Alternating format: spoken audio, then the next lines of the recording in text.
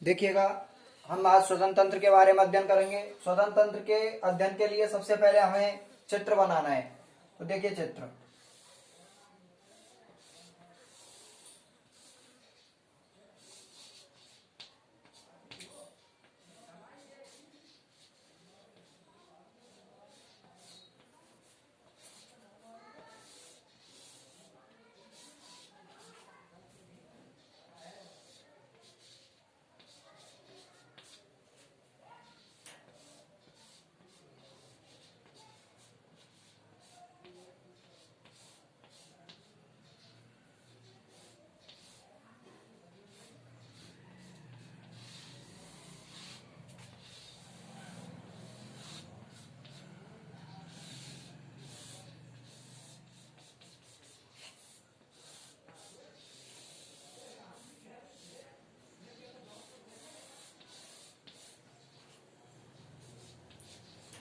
देखिएगा, जैसा भी है जो चित्र है उसको हमने बनाया श्वसन तंत्र को।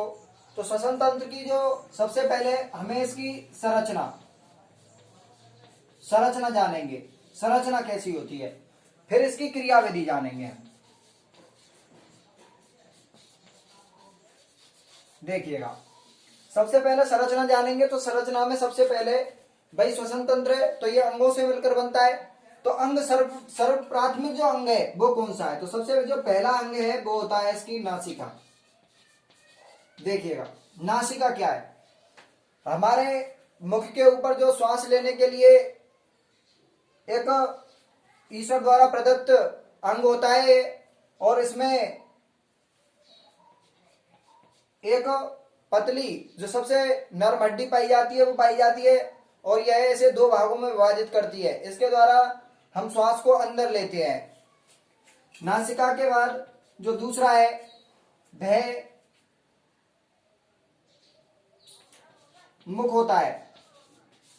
जो मुख होता है यह श्वसन तंत्र का अंग नहीं है, लेकिन हम इसे द्वितीयक अंग के रूप में उपयोग करते हैं। तीसरा है वो होता है ग्रसनी। भोजन का एवं श्वास का यह साझा मार्ग होता है। जो चतुर्थ होता है वो होता है स्वर यंत्र। स्वर यंत्र। जो पांचवा होता है वो होता है श्वास नली।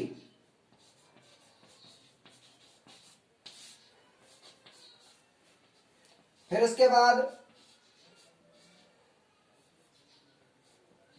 श्वसनी,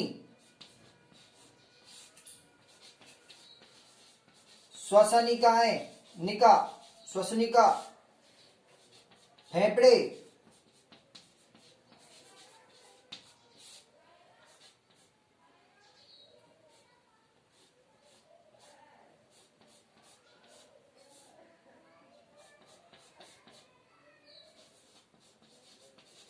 डायफ्राम। देखिएगा, ये इसके अंग हो गए।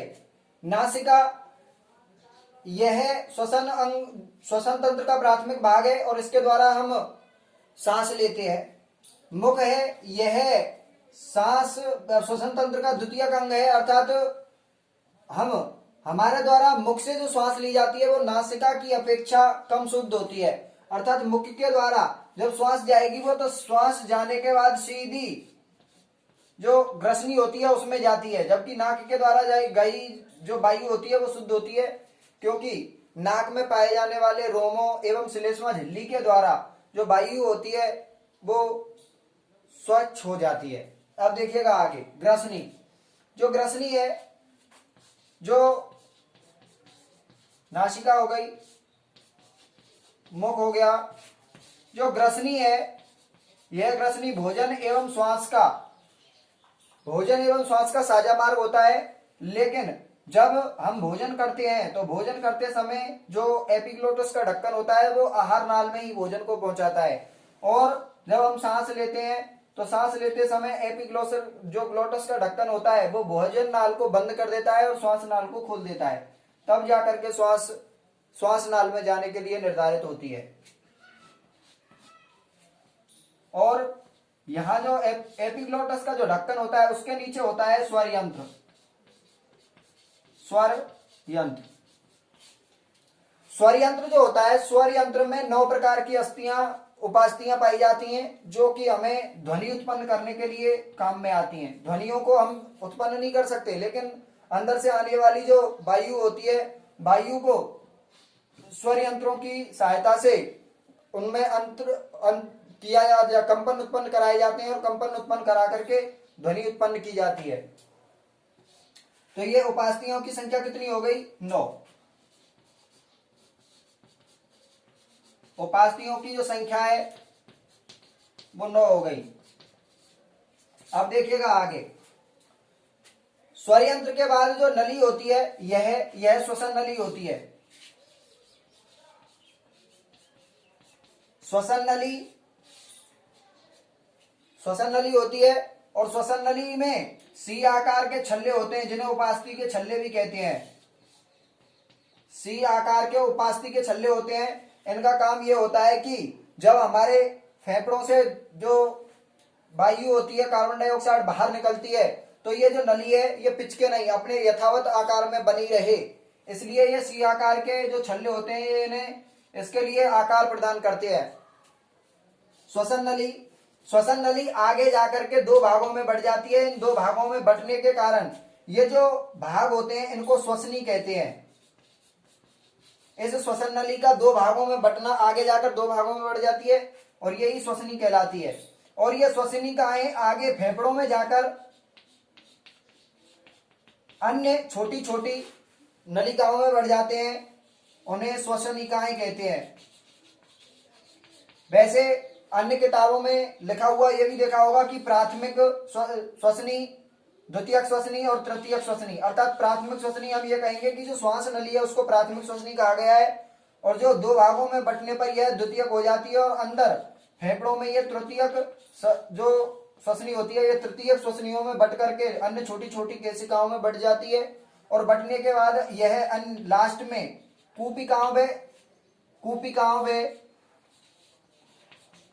कूपिकाओं और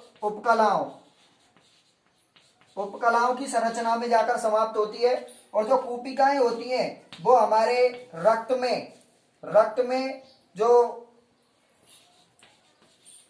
में ऑक्सीजन का विनिमय करने में सहायक होती हैं। ऑक्सीजन का विनिमय करने में सहायक होती हैं। और इसके बाद फेफड़े, देखिएगा फेफड़ों के बारे में मैं बता देता हूं कि फेफड़े एक स्पंजी ऊतक होते हैं और महिलाओं के जो फेफड़े होते हैं पुरुषों की अपेक्षा हल्के होते हैं। और मैं ये कह सकता हूं कि जो फेफड़े होते हैं इनमें इनका निर्माण बहुत सारी कूपिकाओं के द्वारा होता है, और जो कूपिकाएं होती हैं वो ही फेफड़ों में ऑक्सीजन और रक्त का विनिमय करती हैं। जो हमारा दायां फेफड़ा होता है वो 3 भागों में बटा हुआ होता है और जो बायां फेफड़ा होता है वह 2 भागों में बटा हुआ होता है। अर्थात मैं ये कह सकता हूं कि जो दायां फेफड़ा होता है वो 3 भागों में बटेगा और बायां फेफड़ा होता है वो 2 भागों में बढ़ता है। इसलिए जो दायां फेफड़ा होता है वो बाएं फेफड़े की अपेक्षा तुलना में बड़ा होता है। अब देखिएगा आप, जो इसका जो लास्ट का अंग होता है वो होता है डायफ्राम। जो डायफ्राम होता है यह फेफड़ों में इसमें यह एक पेशीय संरचना होती है और यह इनको इसमें संकुचन अर्थात संकुचन और शिथिलन का गुण होता है। और यही कारण होता है कि हमारे फेफड़ों में जो वायु होती है वो वायुमंडल से नाक के माध्यम से और नलिकाओं के माध्यम से फेफड़ों में आ जाती है। अर्थात इसके सुकड़ने पर, जब ये सुकड़ेगा तो इसका जो वायु दाब हो जाएगा वो घट जाएगा और वायुमंडल से जो वायु है और वो हमारे नाक के माध्यम से अंदर चली जाएगी। और इसके फैलने पर, इसके विस्तार से हमारी जो गंदी वायु होती है CO2 उसका बाहर निस्तारण कर दिया जाता है। तो जो इस डायफ्राम होता है, डायफ्राम की अति महत्वपूर्ण भूमिका होती है। अब देखिएगा क्रियाविधि में हम जानते हैं कि जो श्वसन तंत्र होता है, अर्थात तो देखिएगा जो क्रियाविधि होती है इसमें यह होता है कि हमारे द्वारा नासिका के माध्यम से श्वसन तंत्र में जो वायु होती है उसे खींच लिया जाता है। खींचने के बाद यह हमारे फेफड़ों में, कूपिकाओं में और रक्त में विनिमय होता है। रक्त में विनिमय होने के बाद यह हमारी प्रत्येक कोशिका तक रक्त के साथ संचरण होता है और वहां जाकर ग्लूकोज का अपघटन होता है। और ग्लूकोज का अपघटन जब होगा तो उसके अंतर्गत कुछ ऊर्जा मुक्त होती है और कुछ जल मुक्त होता है और साथ में अशुद्ध वायु CO2 के रूप में उत्पन्न होती है। अर्थात इसकी क्रियाविधि में हम एक समीकरण लिखते हैं कि C6H12O6 यह ग्लूकोज होता है और ग्लूकोज जब हम वायु लेते हैं तो यह O2 की उपस्थिति में अर्थात ऑक्सीजन की उपस्थिति में टूटता है। तो हमारे लिए 6 अणु CO2 का निर्माण होता है और 6 अणु जल का निर्माण होता है। साथ में ही हमारे लिए ऊर्जा भी मुक्त होती है अर्थात जूल। तो देखिएगा जब हमारे द्वारा ऑक्सीजन को ग्रहण किया जाता है तो ऑक्सीजन को जब हम ग्रहण करते हैं तो यह ग्लूकोज ऑक्सीजन की उपस्थिति में टूटने पर 6 अणु कार्बन डाइऑक्साइड का निर्माण करता है और 6 अणु जल का निर्माण करता है। जल हमारे शरीर के द्वारा उपयोग में लिया जाता है और CO2 यह हमारे उत्सर्जन के लिए अर्थात तो बाहर निकल जाता है। और हमारे लिए जो ये ऊर्जा है यह हमारे अन्य कार्य करने के दैनिक जीवन में कार्य करने के लिए काम में आ जाती है। वैसे सामान्यतः पुरुषों के लिए 2000 से 2500 कैलोरी ऊर्जा प्रतिदिन आवश्यक होती है और महिलाओं के लिए यह 1800 से 2000 कैलोरी ऊर्जा प्रतिदिन आवश्यक होती है। सर्वाधिक जो ऊर्जा प्राप्त होती है अर्थात 1 ग्राम वसा से 900 कैलोरी ऊर्जा प्राप्त होती है।